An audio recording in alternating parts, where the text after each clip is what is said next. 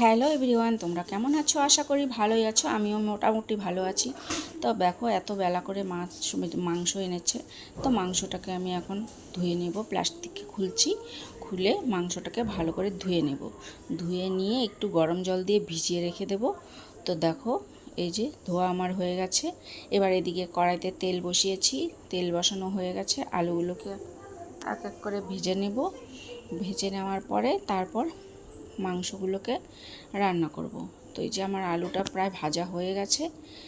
এবার আলুগুলোকে তুলে নিয়ে ওই তেলে জিরা, পেঁয়াজ, শুকনো লঙ্কা, তেজপাতা ফোড়ন দিয়ে মশলা দিয়ে ভালো করে কষিয়ে নেব। তো মশলাটাকে দেখো বেশ লাল লাল হয়ে গেছে। এবার দিয়ে দিলাম মাংস। তো মাংসগুলোকে দিয়ে ভালো করে নেড়ে চেড়ে কষাতে দেব। তো কষাতে অনেক সময় লাগে, যতক্ষণ তেল না বেরোয়। এই যে দেখো, তেলও বেরিয়েছে আর কষানোটাও খুব সুন্দর হয়েছে। তো এখন আমি জল দিয়ে দিলাম। তো জলটা দিলে একটু ফুটলেই আমি ঝোলটা নামিয়ে নেব। তার একটু ঝোল লাগবে, তো দিয়ে দিলাম। এবার কিছুক্ষণের জন্য রেখে দিলাম ঢেকে। দেখো, ঢাকনাটা তুলে দেখি ঝোলটা ফুটছে।